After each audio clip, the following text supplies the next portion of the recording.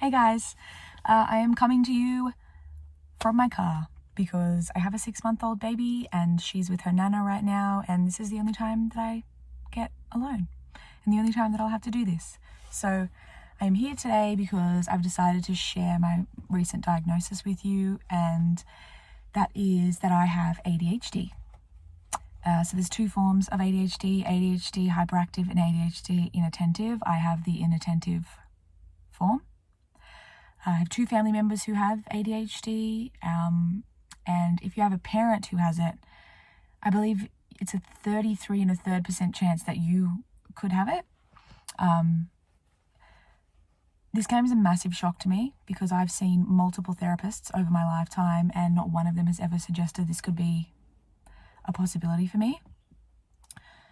I started getting therapy again towards the end of my pregnancy because for help with pain management and anxiety management.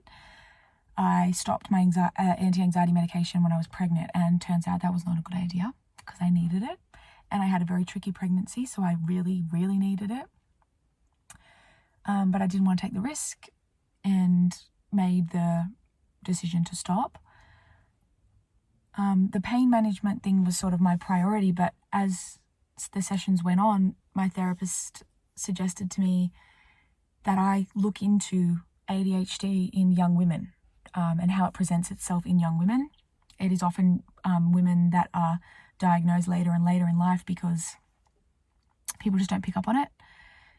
If you are someone who didn't struggle in school really,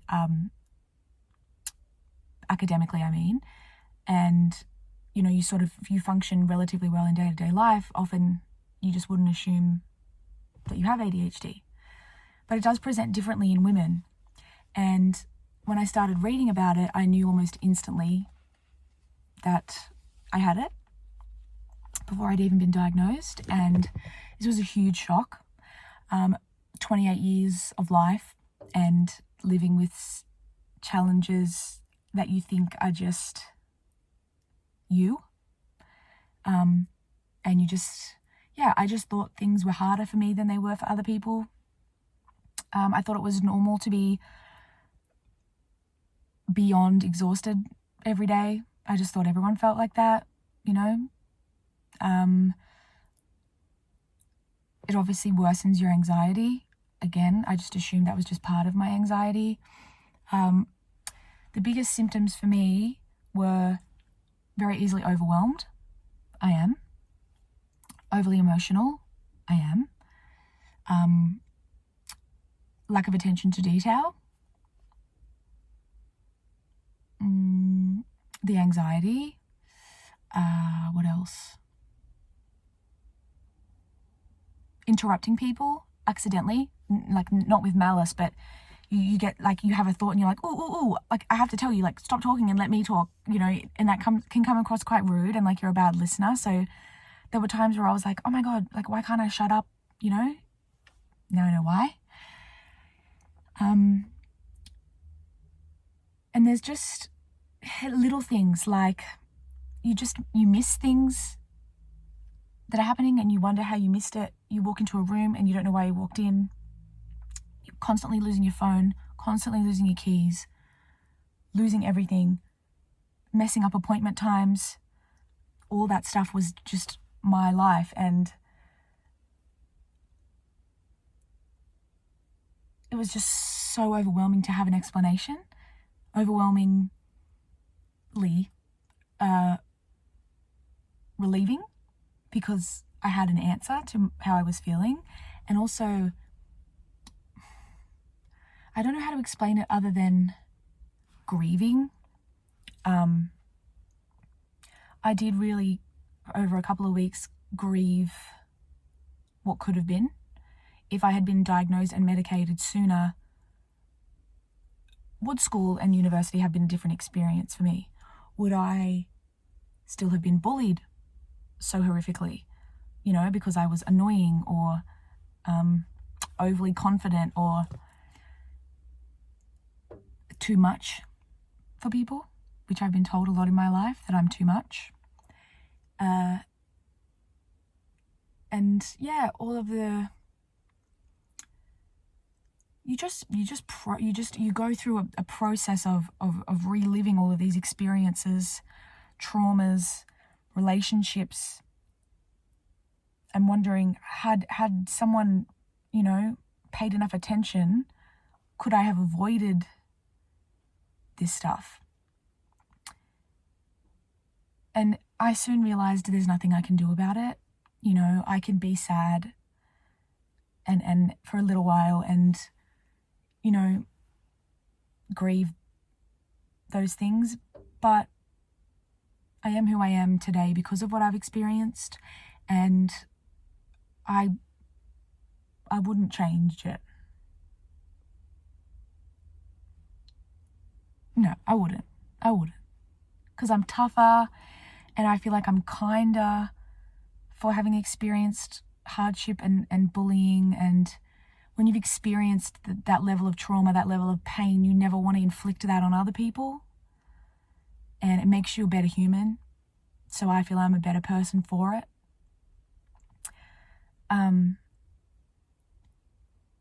And I just wanted to share it with you because I know how many people are living with ADHD and anxiety, and it's a constant roller coaster.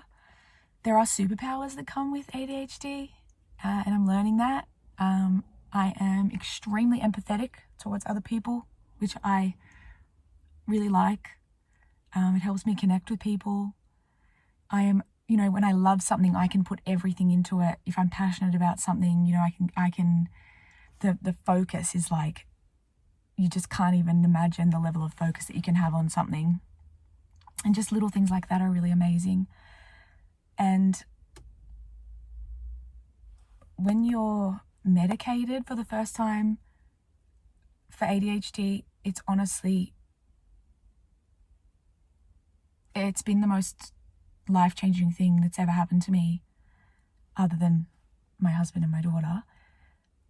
It's like, I have really bad vision, for example. It reminds me of the first time I put my contacts in and the optometrist told me to walk around the shopping centre. And I was like, is this how everyone sees? Like, is this what the world really looks like? And I've just been missing out the whole time. That's what it felt like the first time I took ADHD medication.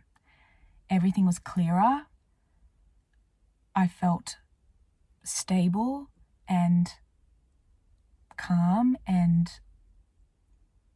I had energy for the first time, real energy. And I said to my husband, oh my God, do you wake up every day and just feel like this? And he said, feel like what? And I said, like, you can just like you're just ready to just do things. And he was like, yeah. And I was just like, wow, like 28 years of just thinking that, this is just normal. I also wanted to talk about it because I know there's a lot of stigma around ADHD and stimulant medication. And I understand that, but if you don't have ADHD or you've never experienced any form of mental illness, then please leave. I have no interest in negative opinions on medication. No interest. Like, you can absolutely have your own opinion, but I don't need to hear it. Anyone who has lived with either of those conditions, depression, anxiety, ADHD, OCD, any of those things, unless you've experienced what that feels like, you should not comment on people taking their medication. Even if you have, you shouldn't comment on people taking their medication. It's a personal choice. And I take anxiety medication and ADHD medication, and I'm not ashamed of it at all. If you have a vitamin C deficiency, you take vitamin C. If you are lacking in iron, you take iron. If you have a chemical imbalance in your brain and it can be resolved with medication, you take the medication. That's how I view it personally. It's been really overwhelming, and I've cried and I've been angry, confused, shocked. It's been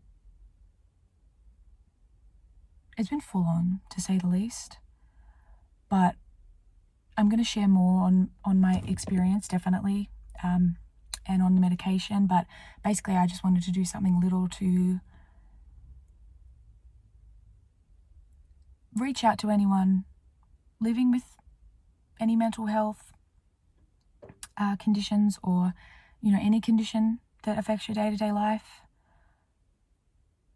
Put it out there on social media, because there's not enough real life on social media. This is real life stuff. And just let you know that I feel you. I understand you. I know how you're feeling. You're not alone. We are not alone. There is help, and there are things you can put into practice. And over my pregnancy and postpartum, that was the lowest I've ever been in my entire life from what I was going through physically. I hit complete and utter rock bottom with my depression and anxiety. There were times when I didn't think I could go on anymore. Truly, I said to my husband on more than one occasion, I cannot do this anymore. I'm not normal. I'm not going to be normal. Like, I just want to be like everybody else. And I feel like might not be out of the tunnel yet, but the light is there. And it's the most incredible feeling in the world, and the weight is off my shoulders, and I want you to feel the same way. So that's why I wanted to share. I will share more of my experience. If you let me know exactly what you want me to talk about, I can answer those questions for you. But hi, I'm Melissa, and I have ADHD and anxiety.